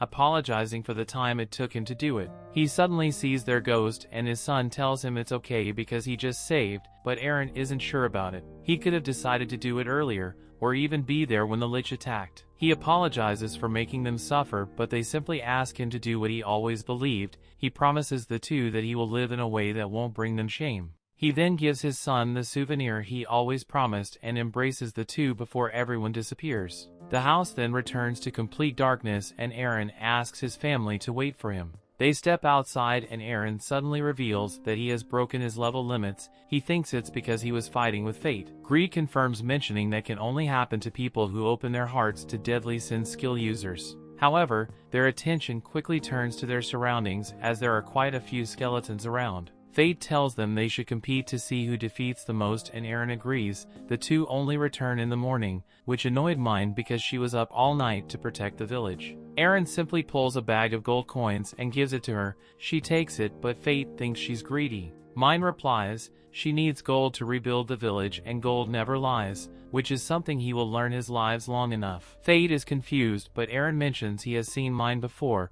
Turns out he saw her 50 years ago when monsters appeared in that area. Fate is surprised, but Aaron mentions she still looks the same, but at that time she was already a perfect warrior. Mine thanked him for the complete, stating that he could reach her level if he trains for 1,000 years. Aaron then asks who she is, but Mine replies that she's a ghost who isn't allowed to die. Aaron then notices that Fate's eye has returned to normal. Fate explains that he has a condition that needs him to kill monsters from time to time, if not his eyes will become red. Aaron quickly guesses that if he doesn't kill the monsters he will lose his mind, so he tells Fate to return to him when he finishes doing what he needs to. He mentions that he has something important to tell them, but cannot do it now. Meanwhile, the two members of the Trio of Dumbness are all hyped up because they found the Philosopher's Stone.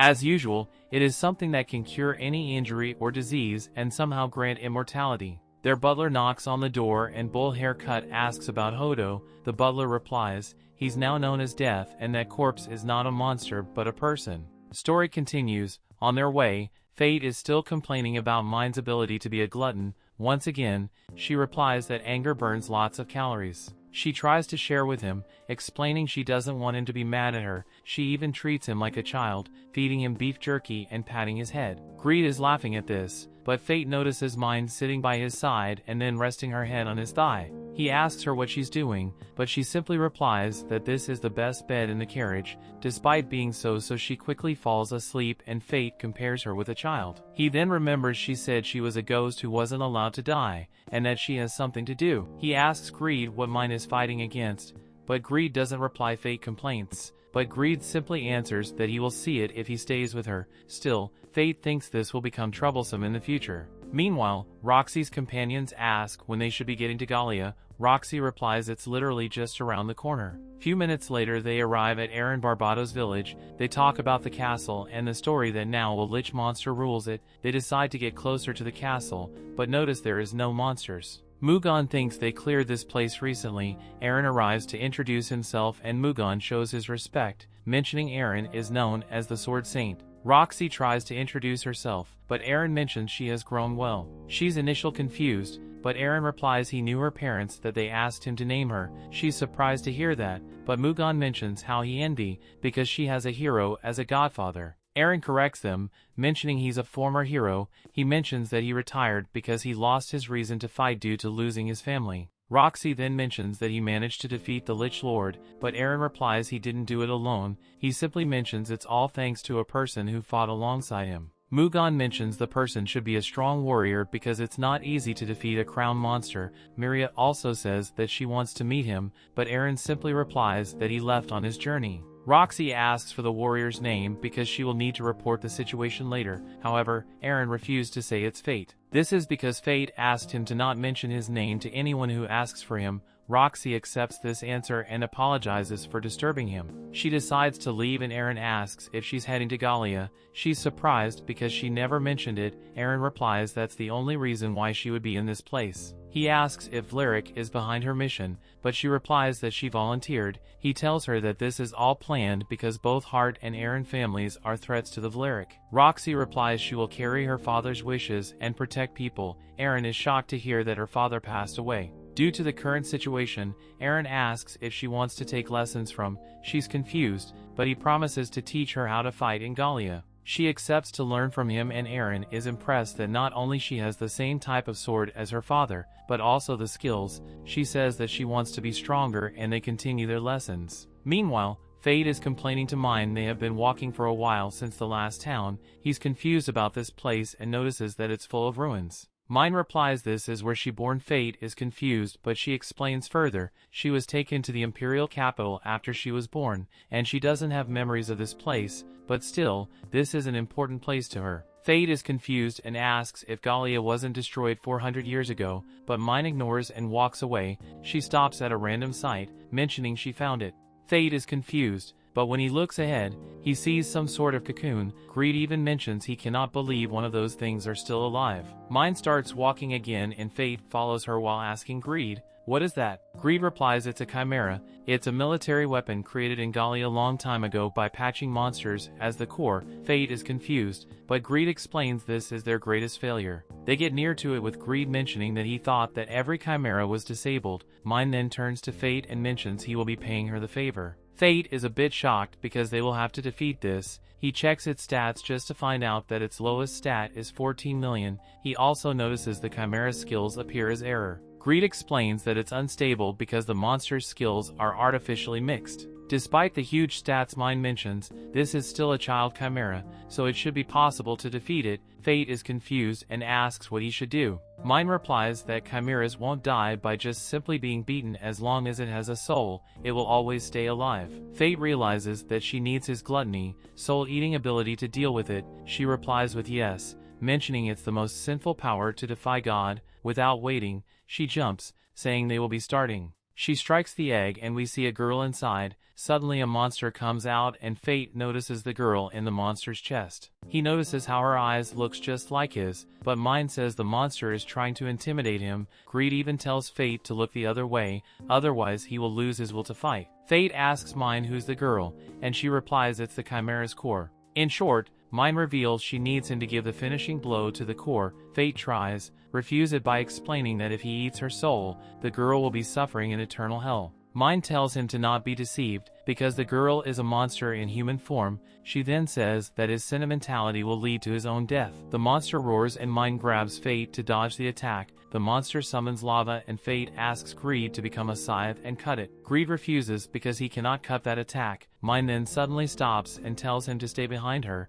She slashes the lava and stops the attack. She then claims they must split up and slices the monster's arms. Fate tries to stall time by using his petrification arrows, but Greed tells him to focus because the monster is already regenerating. Fate is confused, but Greed explains chimeras were built to fight independently for eternity. Fate doesn't know how they can even defeat it, but Mine slices the monster's arm again. He notices how she's more powerful than before, and Greed explains it's all about her weapon Sloth. The more she swings Sloth, the stronger and heavier it gets. The chimera shouts in pain, and Fate starts to feel some heavy pressure. Mind lands next to him, explaining the chimera is trying to evolve. Suddenly, wings appear from the chimera's back. Mind orders Fate to stay behind her back, and he gets reminded of Roxy. He realizes that he's being protected again and feels disgusted with himself. He proudly said that he wanted to help Roxy, but in the end, he's always being protected by someone. He wants to change and become stronger, so he tells Mind that he's going to unleash his half-starvation mode.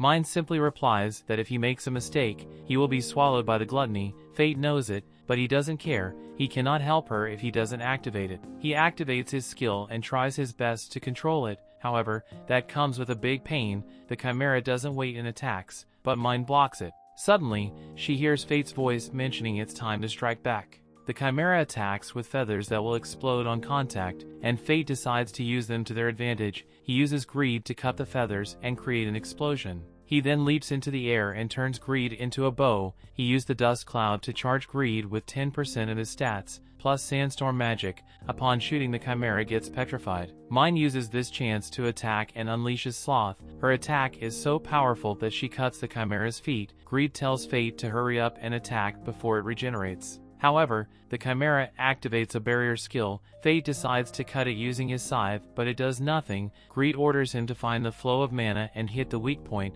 Fate quickly finds it and hits it, damaging the chimera's core. However, he notices the girl is looking away and backs away. He decides to avoid eye contact and leaps away, but that just allows the chimera to fly away. He lands and notices that his eye is bleeding. Greed explains his time is almost up. Since there isn't much time, Mind tells him to get on her weapon. He's confused, but she explains she will launch him into the air so that he can defeat the chimera before it regenerates. He follows her instructions and she throws him away. Still, this stupid dude accepts to be launched, but doesn't know how to defeat it. Greed gives him the promo of the day. For 20% of his stats, he can the second stage ultimate. Fate accepts the deal and the scythe evolves. Greed explains their target is the center of manas. Fate analyzes and finds out the center of mana is the girl. However, the chimera traps him inside its shield barrier. The chimera's plan is to burn itself and take Fate with it. Without much time, Fate starts spinning in midair, combined with flames, and pierces the girl.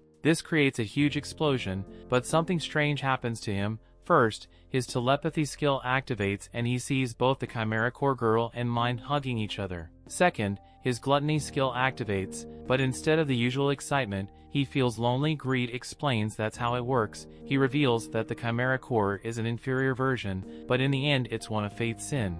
Meanwhile, Mind is simply watching the chimera core girl turn into stone and falling. Fate lands and approaches Mind asking if she knew the girl. Mind explains she has forgotten what happened a long time ago, but once they become a chimera, they must defeat them, because if they don't, more people will die. Fate starts to realize that he also could become a lunatic who goes on a rampage, so he decides to ask Mind for a favor. If one day he loses himself to gluttony, he wants her to kill him because he knows she's the only who can kill him if he goes berserk. Mind then walks towards him and hugs him. Fate is confused, but she explains that she will do it when it comes the time. Later, Fate mentions he will be heading to Babylon and asks about Mind. She mentions that she still has to build a village for her people. He's confused because he didn't expect that was a true story. However, she mentions she has a certain feeling about him. She mentions that Fate will be dead before they meet again. He's confused about it. Turns out that Fate decided to reset his stats to unlock Greed Shield mode. In short, his current stats are all back to 1, therefore she thinks he will die soon.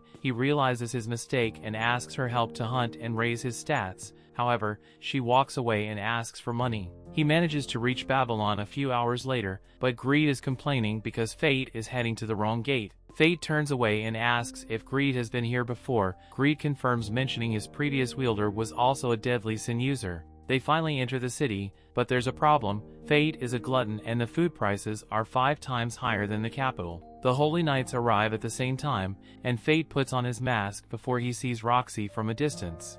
Story continues. Fate explains that every type of warriors come to Babylon and can be from mercenaries who have a grudge against Holy Knights and even former Holy Knights. Greed then says that as long as he's strong, he will be forgiven. That's how Babylon works because they want anyone to help them defeat the monsters. Fate realizes this is the best place for him to stay. Meanwhile, Roxy meets another holy knight named Alistair. He claims to be honored to be working with her, the heir of Hart family. Roxy thanks him for taking care of Babylon after her father passed away. Alistair stays humble, mentioning he couldn't help her father despite being fighting beside him. He apologizes to her, and she asks if he was there during his final moments. Alistair confirms, and Roxy tells him to keep his head up because she's there to carry on her father's will. She promises that together they will protect the people from the monster's invasion. They shake hands, but Miria thinks that Alistair is looking at Roxy with a perverted look. She wants to save her because she considers Roxy's in danger, but Mugan stops her, mentioning she will lose her head.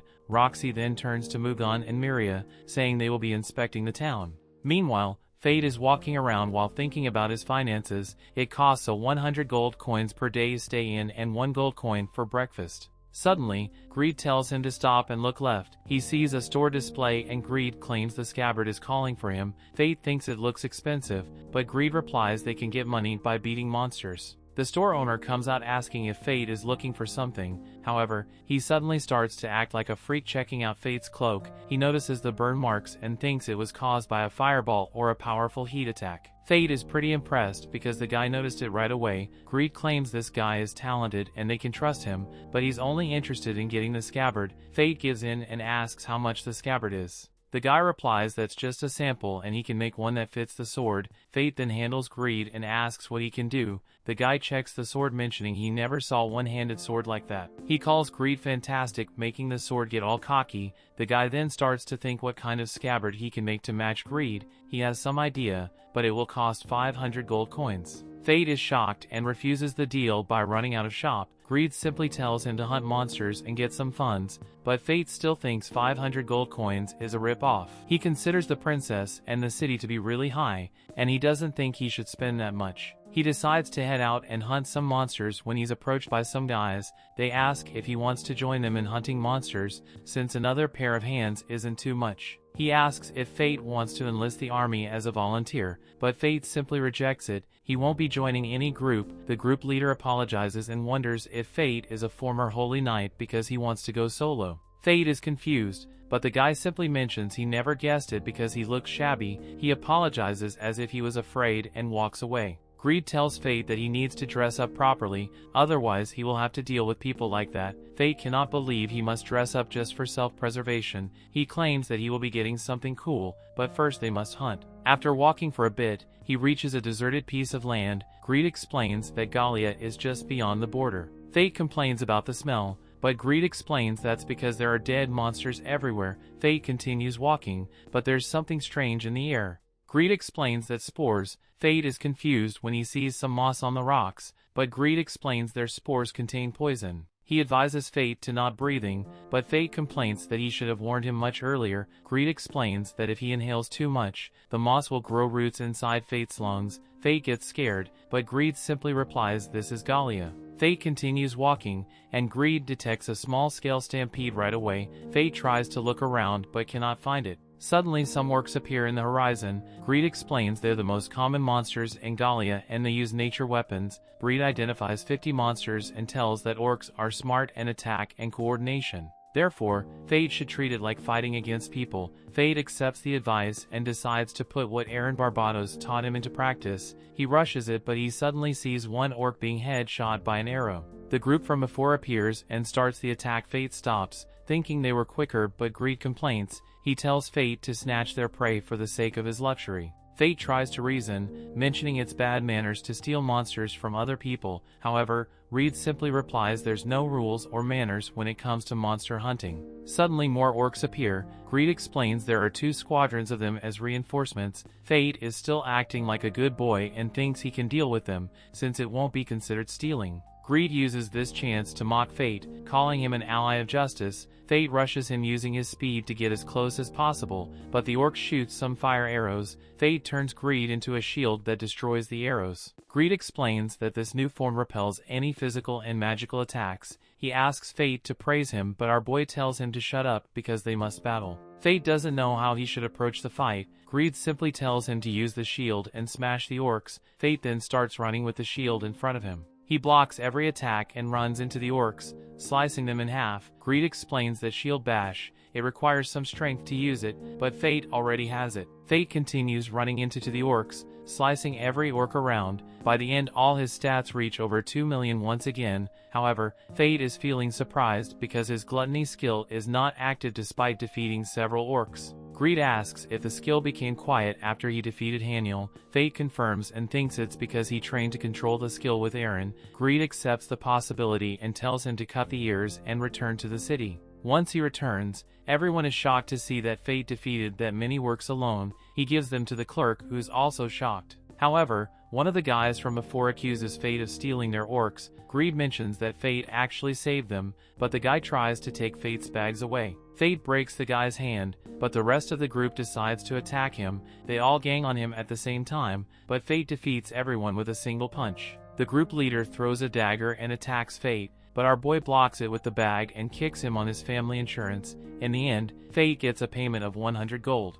However, Roxy gets inside and asks if he's the one who knocked down this whole group. Fate is shocked, but explains everything. Roxy realizes this was in self-defense, and Fate asks what she will do to him. Roxy claims he went too far, but she's responsible for the decline of security in Babylon because there is no holy knight to keep it on check. She decides to not only let Fate go, but the group of ugly guys will spend a night in jail for their misbehavior. Fate then realizes that he became taller than Roxy, but she asks if he hurt her. He replies that he did, but Miria complains that it's rude to wear a mask in front of Roxy. Roxy is fine with it, especially because Mugan claims that a mask can be an important piece of equipment. Fate thanks her and she asks his name. Fate replies he is Corpse. She asks him to not cause problems and to learn how to dress with style. Fate gets shocked to hear it and runs away and panic. Everyone is confused by this, especially Mugan. He claims that Fate looks weak, but he managed to beat everyone. Minutes later, Fate is walking on the street thinking that Roxy might hate him. Greed replies it's better than finding out his identity.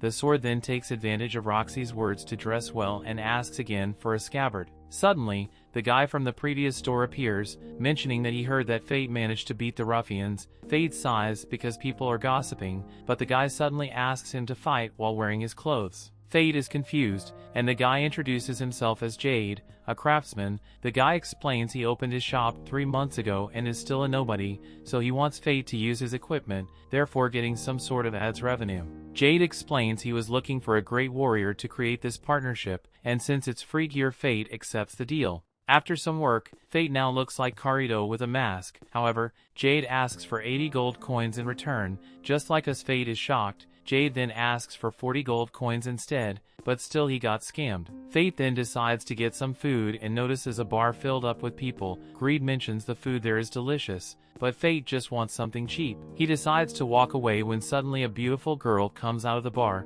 She looks at Fate and she suddenly feels an impulse inside him. He cannot take his eyes off her. Greed mentions he's getting the hang of it and the girl walks his way. The girl then calls by his name, mentioning she's been waiting for him. Fate is shocked because she knows his identity and name despite the mask. She laughs it out, saying they're both one of a kind. Fate realizes she's a deadly sin skill owner. She introduces herself as Eris the Lust. They get inside and she tells him to remove his mask because she can see through it anyways. Fate notices something happens when he looks at her in the eyes. She apologizes, mentioning it's an effect of her lust skill. In short, the skill makes everyone to fall in love with her. Fate asks what she means by stating that she was waiting for him. She reveals she's been watching him for a long time since he was in the capital. She explains she wanted to contact him after he awakened his gluttony skill. However, she didn't contact him before because she was waiting for him to meet Greed. Fate asks if she knows about mine too. Eris claims she doesn't know much about mine because she's a first-generation deadly sin owner. She explains that just like Fate, she's second-generation. Fate is confused, but she explains that she isn't in good terms with mine because she has more plot. Eris then thanks him for defeating Haniel, and Fate asks if she knows everything. She replies that she doesn't know who put the cocoon there. She then explains there's a lot more chimeras and it will be hard to deal when they evolve. She claims the Holy Knights will have a hard time to beat them. She then wants to talk with him about the main topic, and she explains that she has two identities. One is a deadly skill user, and the second is a guardian of the kingdom. In short, she holds the kingdom's interests above individuals when it comes to the future, and she wants the kingdom to prosper for the next 1,000 years, even if she suffers a defeat now. Fate asks what she is getting at. Eris replies that Roxy must die in the Gala expedition. Fate gets angry at Eris, but she asks if he knows about the hate phenomena. She explains that hate builds up when he defeats monsters and accumulates over a long period of time. In the end, that hate generates a crowned beasts, and that happens to humans too. Fate is confused, but she replies that hate is also accumulated by the people who have suffered. In this case, it's generated by oppression, discrimination, and poverty caused by holy knights. Roxy is the only holy knight who cares about people, so if she dies, it will create a huge amount of hatred, which will swallow all the other hate and give birth to a human being with a new power. And that being will give birth to those with superior skills to help the kingdom. Eris claims that Roxy's death will lead the kingdom to a bright future, but Fate gets angry denying it. He claims that no good thing will be created from Roxy's death. He walks away, but Eris reveals that nobody can stop it because the plans are already in motion. However, Fate doesn't care about the opponent or intentions. He will protect Roxy at any cost. Story continues. Sometime later, Roxy is told that they have lost contact with one of their squadrons in Gallia. Roxy has everyone prepared to rescue them as they will be going to Gallia immediately. Fate is back at the shop where Jade tells him that they need some material called duskstone to make a scabbard for his sword. It's a difficult material to get and its supply is controlled by the kingdom, so he has no clue when he will have more. Greed wants them to just get some themselves, so Jade tells them that duskstone can be found in Gallia. Fate looks at a map of where they're headed and it just so happens to be near Great Canyon, the same place Roxy is going. They are greeted by giant orcs upon arrival, so they use the shield to protect themselves. They use shield bash to destroy the hideous creatures, and Fate's gluttony skill is activated a ton of times. Near Roxy, they are having a hard time getting to the Great Canyon because compasses don't work there. They can't use the center of the stars either, so Myriad condemns the clouds for getting in the way. Luckily, they can determine the direction by the concentration of orcs. Since the word colony is at the southernmost point, as long as they follow where all the orcs are, they will eventually get there. There are more dangerous monsters out there though, so they must proceed with caution.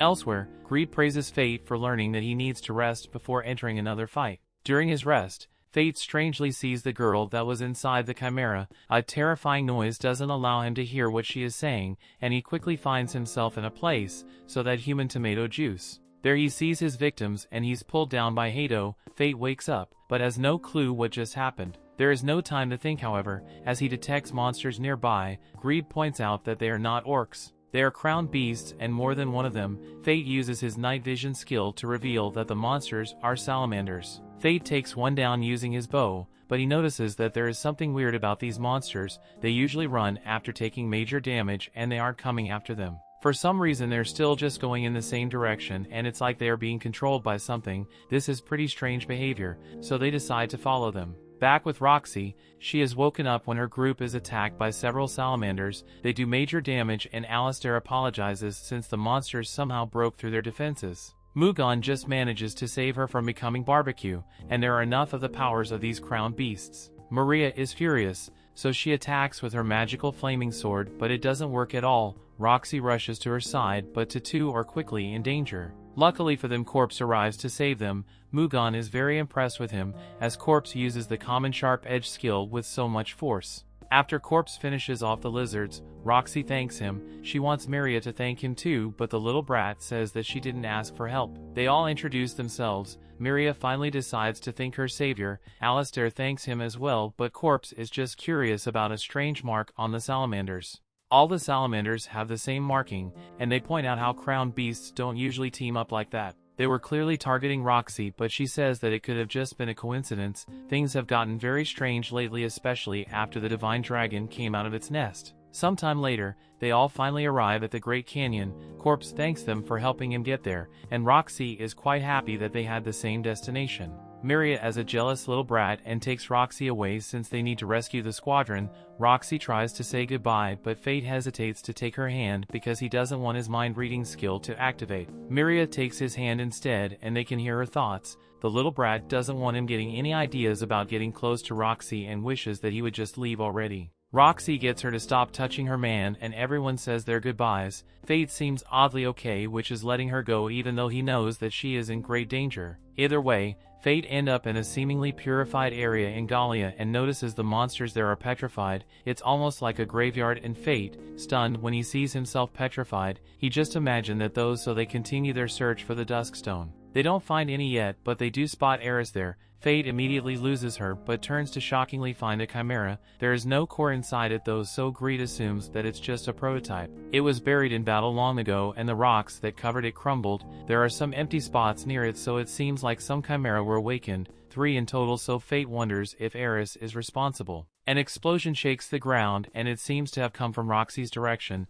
Fate rushes to her, and we see that her group is fighting against a terrifying chimera. Their power is overwhelming, but Corpse once again arrives to help them. His arrows don't really seem to be hurting them too much, and Roxy explains that Mugan and Alistair were both injured protecting Miria. These chimera are able to heal, but Great points out that it's much slower than Haniel's healing was. Corpse explains to the others that their opponents are chimera and their cores are the weakness. Corpse recruits the help of the 2 girls and they prepare to attack. The chimera tried to push them back with fire, but Fate just so happens to have fire resistance. One stupid chimera tries to hide its core with its arms, but our heroes are too smart for that. Corpse shouts one of them down and Roxy destroys its core. Corpse admires the apple of his eye and notices that she used Aaron's swordsmanship. Miria counters a fire attack from one of the chimeras with her sword, but screams in terror as she thinks she's going to die. Greed is impressed with the young lady and of Corpse finally arrives to relieve her of her terror. She hates having to be saved by him again, but thanks him properly this time. Roxy has Miria take everyone to safety and proclaims that Corpse and herself will take care of the remaining chimera. Our boy breaks out his scythe and the pair use the same technique they used on the first chimera to attack the others.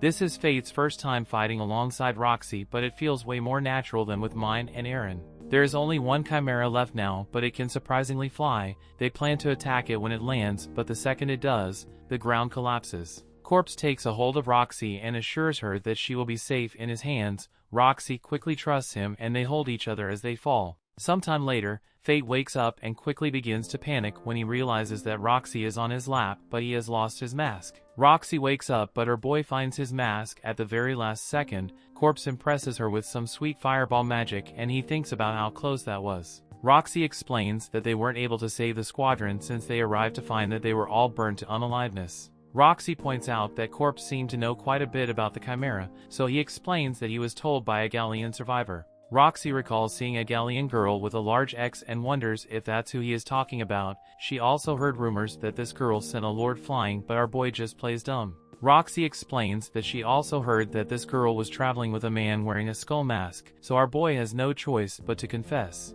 Roxy just teases him and explains that he reminds her of someone she knows. She says that this guy should be in the capital right now, but she feels as though he is right there with her. Being apart from him has made her think about a lot of things and she wonders if he is happy. Corpse surprises her when he tells her that he is sure this guy is happy even though he isn't supposed to know anything about him. Corpse plays it cool though and says that this guy is a lucky man to have her care that much about him. Corpse is glad to see that Roxy hasn't changed at all, but he instantly feels a sharp pain. He can't understand why his gluttony skill is acting up at a time like this, and Roxy wonders what is wrong with his eye. Corpse doesn't want her to see his monstrous side, so he takes off running. Things couldn't get any worse as Fate can smell that a certain scent is close. It's the chimera and it comes bursting through the cave wall. Fate brings out his scythe, but imagines Roxy in the place of the chimera's core. He still attacks the core violently and demands that Roxy stop looking at him that way. The fight is over and Fate notices a mark on the chimera. It's the same mark that was on the salamanders, so Greed is certain that someone is targeting Roxy's life. Fate recalls so Eris wants to take Roxy's life and is determined not to let her go through with her plan.